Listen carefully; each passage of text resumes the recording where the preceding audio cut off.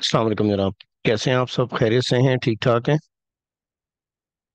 आज आज जो है, जो टॉपिक मैंने चूज किया है वो है कोफिशिएंट ऑफ स्क्यूनेस का। लेकिन जो कोफिशिएंट ऑफ स्क्यूनेस हम कैलकुलेट करने जा रहे हैं वो है बोल्स कोफिशिएंट ऑफ स्क्यूनेस। ठीक है जी। इसमें सिंपल सी एग्जांपल मैंने ली है जिसमें डाटा लिया हुआ है और लिखा हुआ है कि compute Bowley's coefficient of skewness and interpret the result. क्योंकि बोल्स कोफिशिएंट ऑफ स्क्यूनेस जो है वो, इसका जो फॉर्मूला है वो क्वार्टाइल्स के साथ है, यानी इसकी जो कंप्यूटेशन है वो हम क्वार्टाइल से करते हैं। तो क्वार्टाइल्स का ये का यूज़ होने की वजह से डाटा को हम असेंडिंग ऑर्डर में कर लेते हैं। ये डाटा को हमने असेंडिंग ऑर्डर में मैंने किया है। और ऊपर मैंने ये नंबर लिखे हैं कि फर्स्ट पोजीशन पे 24 है, सेकंड पोजीशन पे फिर दोबारा 24 है, थर्ड पोजीशन पे 28 है, फोर्थ पे। तो ऊपर पोजीशन लिखी हुई है 1 2 3 4 5 से, सिंपल काउंटिंग है। ठीक है। जो डाटा सेट है जो लिखा हुआ है वो एक दफ़ा फिर मैं आपको शो कर देता हूँ। ये डाटा सेट है। इसको मैंने असेंडिंग ऑर्डर में करने के लिए इसके ऊपर मैंने लिखा था कि नंबर 1 पे कौन है, 3 पे कौन है, 4 पे कौन सा नंबर है। ये मैंने नंबरिंग में, और फिर यहाँ मैंने इसको असेंडिंग ऑर्डर में कर दिया, मैनुअली की है ये सारी नंबरिंग। ठीक है, आपके सामने मौजूद है। अच्छा, अब इसमें हमें करना है कोफिशिएंट ऑफ स्क्यूनेस, और वो भी बोल्स के मेथड से। और बोल्स के मेथड में जैसे कि हमारी बात हुई है कि हमें मेजर ऑफ लोकेशंस फाइंड, यानी कि लोकेशन फाइंड करनी पड़ती है। मेजर ऑफ लोकेशंस यानी कि क्वार्टाइल्स फाइंड करने होते हैं। और क्वार्टाइल्स जो है वो Q1 Q3 यानी सारे यूज होंगे, ये तीनों क्वार्टाइल्स यूज होंगे। अच्छा, मैंने दो तरह ये फॉर्मूला लिखा हुआ है आपको याद करने में आसानी हो। जैसे कि यहाँ मैंने लिखा हुआ है Q1 + Q3 -2 Q2, और अपॉन में देखें ये जो है ना Q1 और Q3, वो यहाँ लिखे हुए हैं, देखें ऐसे करके लिखे हुए हैं Q3 - Q1। तो ये अजीब आपको ऑर्डर लगेगा। अगर आप इस ऑर्डर में देखिए ना, डिसेंडिंग में Q1 + Q3, और अपॉन में देखें Q3 + Q1, और यहाँ पे अगर आप डिनोमिनेटर में देखें तो Q3 - Q1 है। तो आपको याद करने में आसानी होगी ये सिमुलेट करने के लिए कि किस तरह फॉर्मूला होता है। और क्योंकि Q1 सॉरी, तीन ही मेजर है, Q1 Q2 और Q3, तो बाकी जो बचेगा वो Q2 होगा और वो यहाँ होगा। ठीक है। और ये 2 से मल्टीप्लाई होगा और ये माइनस होगा, सही। यानी ऊपर माइनस सिर्फ 2Q2 में होगा। अपॉन में ये लिखने का आसान आसान तरीका देखिए, आप ये लिखें ना Q3 - Q1, आपने ये लिख दिया, सॉरी प्लस, और अपॉन में लिख दिया Q3 - Q1। अब यहाँ पे आप लिख दें 2Q2। तो आपको लिखने में आसान होगा, आपको याद करने में आसान होगा, इसलिए मिनट समझने में, यानी कि किस तरह का रेट। कभी कभी बुक अगर नहीं अवेलेबल होती तो फॉर्मूला आप इस तरह से इसको लिख लेंगे, सही। अच्छा जी, अब आगे बढ़ते हैं। जैसे कि हमारी बात हुई कि इसके हमें क्वार्टाइल्स रिक्वायर्ड होते हैं। तो क्वार्टाइल्स को फाइंड करने के लिए ये एक जो डाटा सेट ऊपर लिया हुआ है वो अनग्रुप डाटा सेट है। और इसके क्वार्टाइल्स को फाइंड करने के लिए जो है वो हम क्या करते हैं कि हम इसको असेंडिंग ऑर्डर में डाटा को कर लेते हैं। मैं डाटा आपको दिखा देता हूँ असेंडिंग ऑर्डर में, ऑलरेडी मैंने आपको पहले ही बताया कि हमने कर लिया है। अब इसका जो फॉर्मूला है क्वार्टाइल्स फाइंड करने का वो समझिएगा जरा अपना, बड़ी इंपॉर्टेंट चीज़ है ये। देखिए यहाँ पे जो Qn है ये क्वार्टाइल्स नंबर कहलाता है, यानी क्वार्टाइल नंबर। क्योंकि ये पोजीशन पे बेस करते हैं, इस वजह से हमें कोई ना कोई वैल्यू रिक्वायर्ड है कि कौन सी वैल्यू के ऊपर कौन सा क्वार्टाइल है, क्योंकि ऊपर तो सारे नंबर लिखे हुए हैं, सही। तो इसलिए यहाँ पे जो स्मॉल एन है ये रिप्रेजेंट करता है टोटल नंबर ऑफ ऑब्जर्वेशंस को जो गिवन होती हैं। और जो कैपिटल एन है ये क्वार्टाइल नंबर है। और क्वार्टाइल नंबर जो होते हैं वो 1 होता है, क्वार्टाइल 1 Q1 होता है, या Q2 होता है, या Q3 होता है। जबकि एन जो है वो नंबर ऑफ ऑब्जर्वेशंस होती हैं। ठीक है जी। अब जो टोटल नंबर ऑफ ऑब्जर्वेशन जो हमारे ऊपर डाटा सेट में है वो है 15। अब क्योंकि ये अनग्रुप क्वार्टाइल्स हैं इस वजह से हम यहाँ 1 ऐड करते हैं इसके अंदर। तो ये रहेगा 15 + 1, और क्योंकि ये क्वार्टाइल हैं तो इसलिए अपॉन में इसके 4 रहता है। ठीक है। अब ये होगा Q1। अब इसको आप मल्टीप्लाई करेंगे 1 से, क्योंकि आप Q1 फाइंड करने जा रहे हैं। ठीक है जी। तो ये रहेगा 15 + 1/4। अब यहाँ पे आपके पास आ जाता है 16। 16 ÷ 4। तो आप कैंसिलेशन कर लें इसको, दोनों सेम टेबल में आनी चाहिए। 4 × 1 = 4, 4 × 4 = 16। तो ये ऊपर 4 आ जाएगा। और 1 से जब आप मल्टीप्लाई करेंगे तो वापस आपके पास फोर्थ आएगा, यानी 4 आएगा। तो ये लिखा हुआ है पीएच वैल्यू, यानी पोजीशन है ये। तो यह है फोर्थ वैल्यू। डाटा के अंदर जो फोर्थ वैल्यू है वो असल में Q1 है। तो अगर हम डेटा सेट को ऊपर स्क्रॉल करके अगर हम देखें ना, तो फोर्थ पोजीशन पे देखें आपको क्या मिल रहा है। देखें, ये मैंने ऊपर पोजीशन इसलिए डाली थी आसानी के लिए ताकि समझ सके। 1 2 3 और 4, 4 पे हमारे पास है 28। ये डाटा सेट का Q1 है, सही। तो ये हमारे पास 28 आ चुका है। इसके बाद एक दूसरी, जब मैं कर लूंगा ना ये कंप्लीट करके इस क्वेश्चन को, जो कि मैंने पहले ही ऑलरेडी आप लोगों के लिए ऊपर लिखा हुआ है सारी कैलकुलेशन, इसके बाद मैं आपको बताऊंगा कि अगर ये एग्जैक्टली होल नंबर ना आए, जैसे फोर्थ पोजीशन है ना, तो पोजीशन एग्जैक्टली होल नंबर में ना आए, तो फिर हम कैसे करेंगे, सही। तो फिर मैं आपको बताऊंगा इसमें जो है वो हम इंटरपोलेशन की टेक्निक अप्लाई करेंगे, उससे हम इसको लाएंगे, सही। डेसिमल में अगर आ जाता है तो इसको मैं बाद में करूंगा, पहले हम एक चीज समझ लेते हैं कि इसको कैलकुलेट कैसे करना है, फिर हम आगे बढ़ते हैं, ठीक है। अच्छा जी, तो ये Q1 मेरे पास आ गया 21, हमने ऊपर से देख लिया। अब हम बात करेंगे Q2 की पोजीशन। पहले पोजीशन आती है फिर कोटाइल आएगा, याद रखिएगा, ठीक है जी। सेम है, N+1 upon capital N upon, sorry upon 4, हर वक्त अपॉन 4 फिक्स रहेगा, और मल्टीप्लाई बाय कैपिटल N, सही। कैपिटल N मतलब कोटाइल नंबर। क्योंकि Q2 है, इस वजह से यहाँ पे 2 यूज होगा, और अगेन 15+1/4। तो ये आपके पास वापस से 4 पोजीशन आ जाएगी। 4 1 4, 4 4 16। अब यहाँ पे आपके बचेगा फ्रैक्शन का 4 बचेगा ना, जो आपने कैंसिल आउट किया था, जो ऊपर आपके पास Q1 में आया था। अब आप इसको मल्टीप्लाई बाय 2 कर देंगे, क्योंकि आप क्वार्टाइल नंबर 2 फाइंड करेंगे। तो आपके पास कितनी वैल्यू आ जाएगी, 8। यानी एट्थ वैल्यू आएगी आपके पास, एट्थ वैल्यू, ठीक है। तो जो एट्थ वैल्यू है, वो हम ऊपर से जो असेंडिंग ऑर्डर में हमने डाटा सेट दिया है ना, उसमें से ढूंढ लेंगे। तो आपके सामने जो मैंने ऊपर नंबरिंग लिखी थी समझाने के लिए, ये देखिए, आपके पास ये फोर्थ पोजीशन यहाँ तक आ गई थी, fifth position, 7, 6 7, eighth, eighth position है 30। तो एट्थ यानी कि Q2 हमारे पास आ रहा है, जो कि मीडियन है डाटा सेट का, और वो है 30, ठीक है जी। तो हमने यहाँ पे लिख दिया 30, ये हमारे पास 30 आ गया Q2। अब हम करेंगे Q3। तो सिंपल, अगेन पूरी की पूरी कैलकुलेशन सेम है, बस सिर्फ यहाँ पे 3 आएगा। यानी कि जो 4 आपके पास यहाँ बच जाता है, वो 3 से मल्टीप्लाई हो जाएगा, तो आपके पास आएगा 12। तो आपको क्या फाइंड करनी है, 12th वैल्यू। 12वीं नंबर पे जो वैल्यू आ रही है असेंडिंग ऑर्डर डाटा सेट के अंदर, वो हमें बताना है कि वो कौन सी वैल्यू है। तो देखें, ये मैंने ऊपर नंबरिंग पहले से आप दी है, तो आपको यहाँ पे क्लियर हो जाएगा। 12 कितनी है, 32। तो 12th पोजीशन है 32। तो यहाँ पे आप 32 पोजीशन, ये देखें, ये आ जाएगी 32, सही। अब ये सारे हमारे पास आ गए क्वार्टाइल, जिनको मैंने ये बॉक्स में लिखा हुआ है ना, ये सारे क्वार्टाइल्स हमारे पास आ गए, Q1 Q2 और Q3 हमारे पास ये आ गए। अब हम इसको बोल्स का जो कोफिशिएंट है, यानी ये स्क्यूनेस, और बी रिप्रेजेंट करता है कि ये बोल्स का कोफिशिएंट ऑफ स्क्यूनेस है, ठीक है जी। डिफरेंट नोटेशंस हो सकती है, डिफरेंट नोटेशन हो सकती है। तो ये वाली नोटेशन ज़्यादा पॉपुलर है, अगर आप गूगल पे भी देखेंगे या डिफरेंट बुक्स में भी देखेंगे तो आपको SK और B नजर आएगा। पेयरसन अगर कोफिशिएंट ऑफ स्क्यूनेस हो तो यहाँ P लिखा हुआ आता है।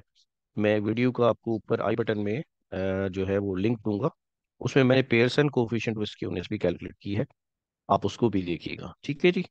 अच्छा, तो अब आपने क्या किया, Q1 ऊपर फॉर्मूला हमारे पास था, फॉर्मूला था Q1 + Q3 -2 Q2 upon Q3 - Q1, ठीक है जी। तो Q1 कितना था आपके पास, 28, ये वैल्यू मैंने सब्स्टिट्यूट की है। और Q2 जो है वो 30 है, तो ये 30 हमने वैल्यू पुट की है, प्लस के साथ, और सॉरी हाँ Q3, एक मिनट रुकिए, क्या क्या हुआ है ना, हम लोगों ने मिस्टेक की, इसको सही कर लेते हैं, इसको सही कर लेते हैं। यहाँ पे वापस से मैं इसको अभी सामने आपके रख देता हूँ। तो अ, दोबारा से देख लेते हैं। मैं असल में Q3 करके भी देख सकता था, लेकिन जो है कोई ऐसा इशू नहीं है, उसको दोबारा से कैलकुलेट कर लेते हैं। अच्छा, सामने कैलकुलेशन भी आपकी आ जाएगी। अच्छा जी, तो एस की बी, या मैंने Q3 पहले लिख दिया होगा। तो क्यू, मैं एक दफ़ा फॉर्मूला लिख तो फिर उसी को फॉलो कर लेते हैं। तो पहले मैं अगर लिखूं क्यू थ्री वाला, अगर मैं जिस तरह मैंने आपको समझाया था कि आसान है याद करना, आप उस तरह से कर लें।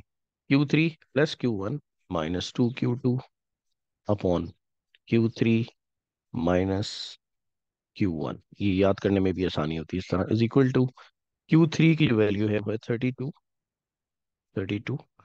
और प्लस का Q1 है आपके पास 28। ये पहले कैलकुलेशन मैंने इसलिए की थी ताकि वीडियो की लेंथ ना बड़ी हो और आपका टाइम ज़्यादा कंज्यूम ना हो, और आप आसानी के साथ जो मेन जो इसका जो थीम है वो भी समझ जाएं। अच्छा जी, तो Q3 - Q1, तो Q3 हमारे पास है 32 और -Q1 है 28। अच्छा जी, इसको आप कैलकुलेट कर लेते हैं। इसको कैलकुलेट कर लेते हैं, तो आप भी मेरे साथ कैलकुलेट कर लें, मैं भी कैलकुलेट कर रहा हूँ। ठीक है जी।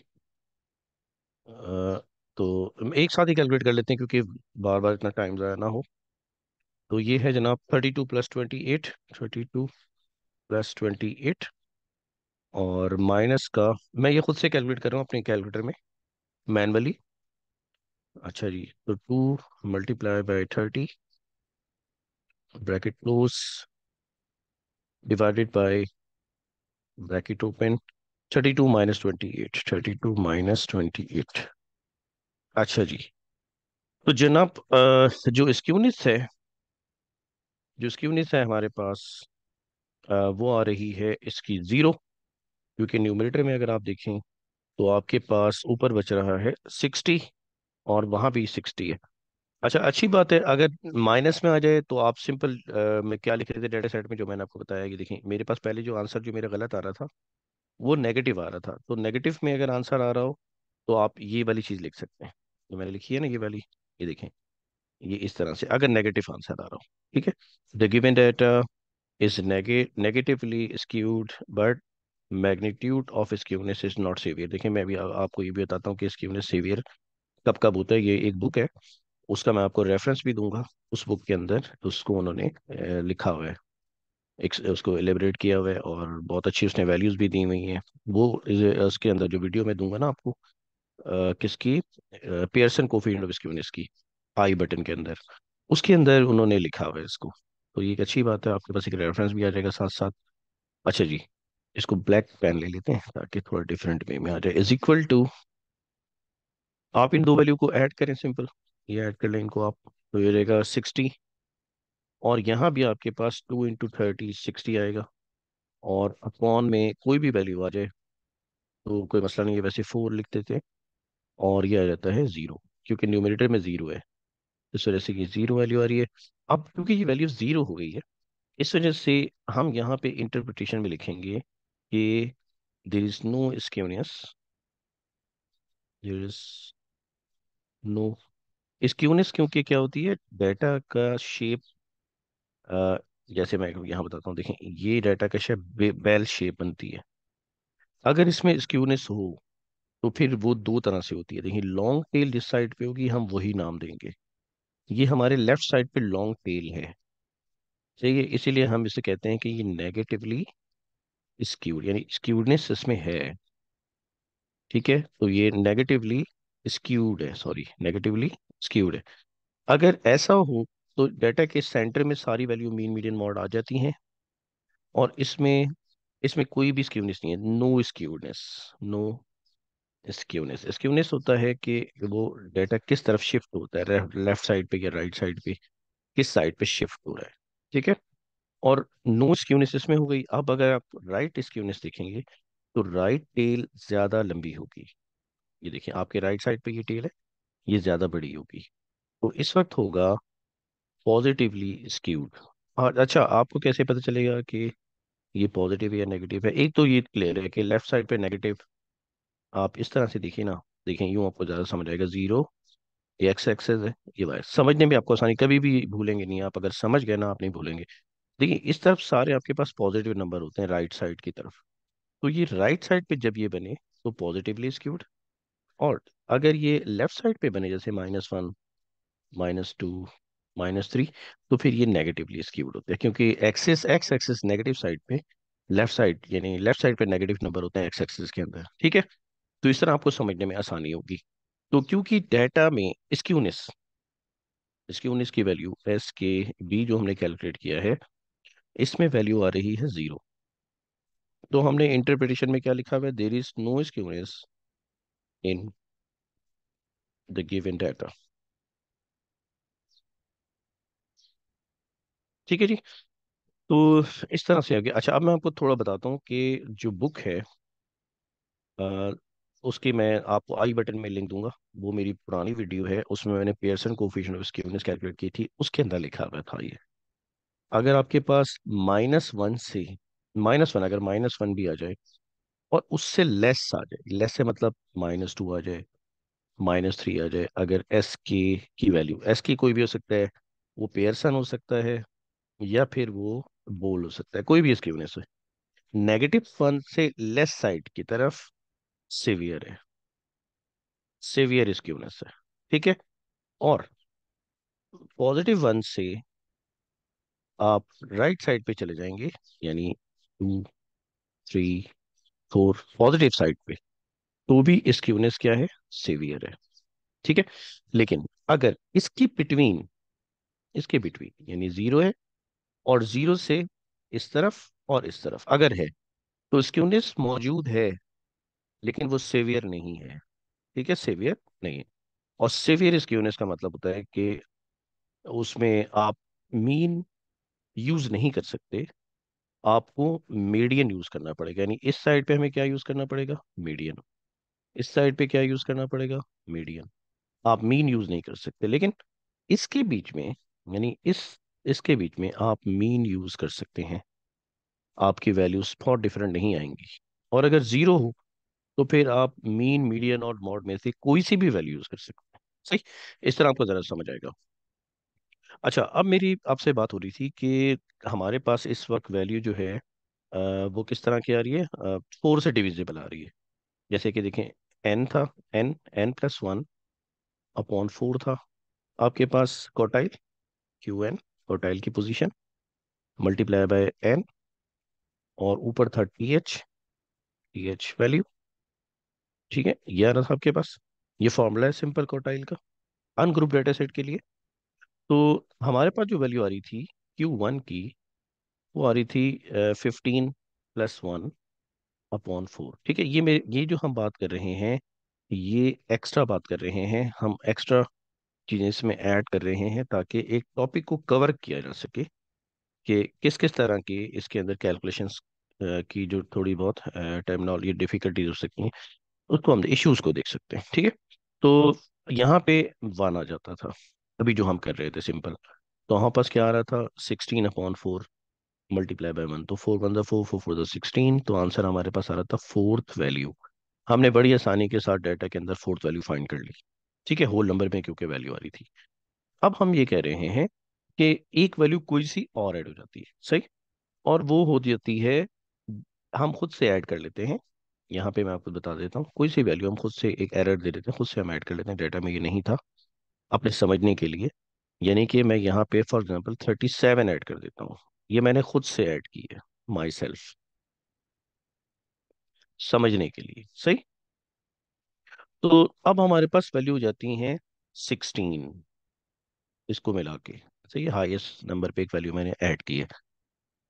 अब क्या सूरत हाल होगी, सही है, अब क्या सूरत हाल होगी, अब क्योंकि होल नंबर में वैल्यू नहीं आएंगी, 4 से डिविजिबल वैल्यू नहीं होंगी, तो अब क्या सिचुएशन होगी, किस तरह से हम करेंगे।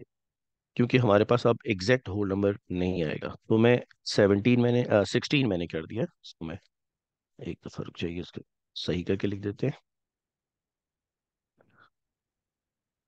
ठीक है जी।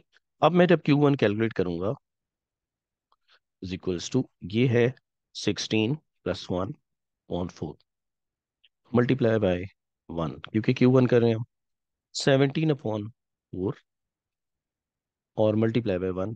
तो ये मेरे पास 17/4 को जब मैं डिवाइड करूंगा, तो वैल्यू मेरे पास कितनी आ जाएगी, ये आ जाएगी 4.25। मैं एक दफ़ा फिर भी इसको कैलकुलेटर से कंफर्म कर लेता हूँ। देखिए, बड़ी इंपॉर्टेंट चीज़ होती है कि आप हर चीज़ को कंफर्म करते हुए जाते हैं, तो आप श्योर होते हैं कि जो भी आंसर आपका आ रहा है वो सही आ रहा है। बिल्कुल ठीक है जी, 4.25 वैल्यू आ रही है, 4.2 फिफ्थ वैल्यू। अब आप देखिए कि आपके पास एग्जैक्टली होल नंबर में वैल्यू नहीं आ रही है, बल्कि कुछ डेसिमल पॉइंट भी आ रहा है। इसका मतलब ये हुआ कि आप जब क्वार्टाइल फाइंड करेंगे Q1, वो एग्जैक्टली होल नंबर पे वैल्यू नहीं है, वो है 4.25 पोजीशन।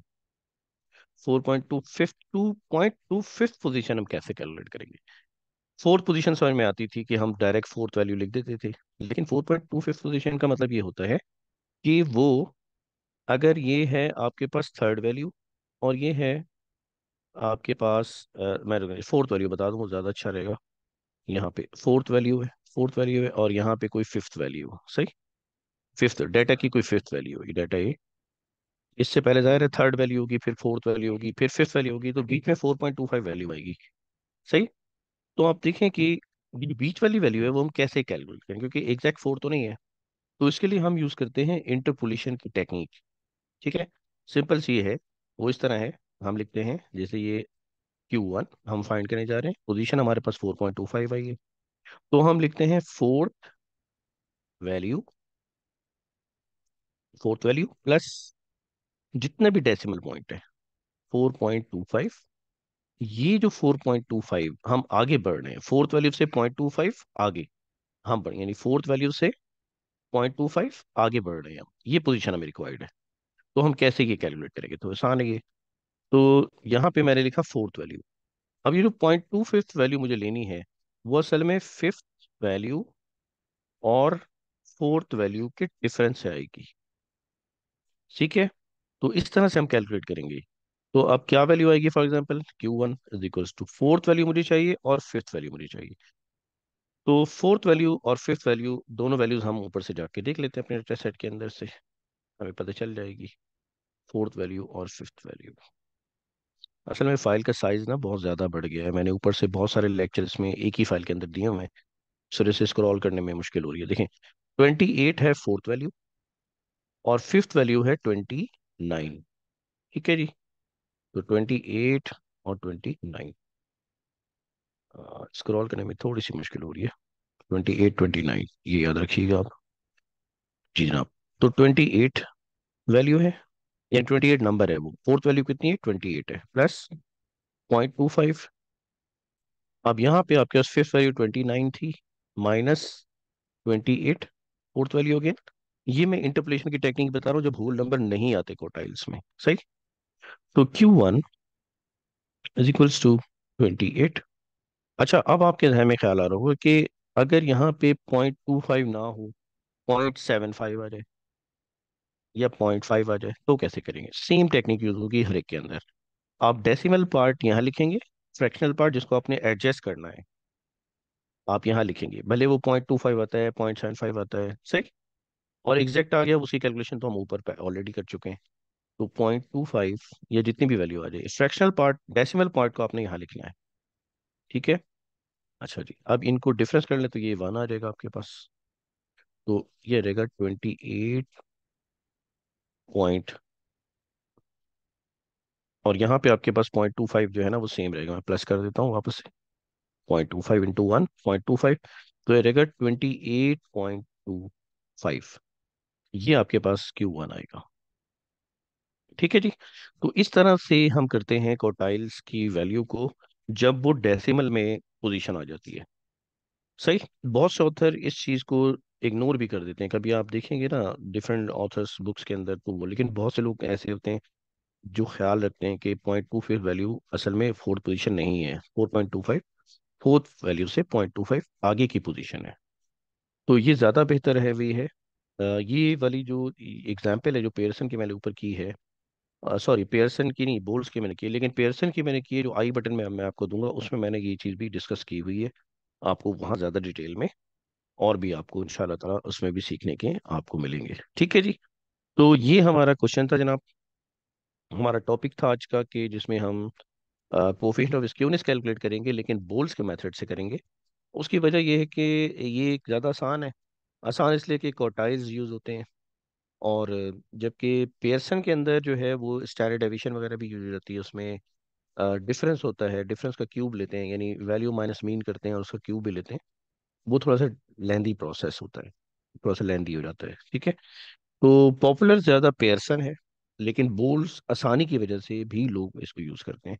और दोनों की जो रिजल्ट्स हैं उनमें डेसिमल पॉइंट का फ़र्क होता है, बहुत ज़्यादा फ़र्क इनमें नहीं होता। सही है जी। तो ये हमारी छोटी सी वीडियो थी इसी बोल्स के हवाले से, जो हमने कैलकुलेट की, ठीक। तो कोई भी आपका क्वेश्चन हो इसमें, कोई आपका कमेंट हो, आप ज़रूर दीजिएगा मुझे। बहुत शुक्रिया आप लोगों का। इंशाल्लाह आपसे मुलाकात होती है दूसरे टॉपिक में। अस्सलाम वालेकुम। अल्लाह हाफ़िज़।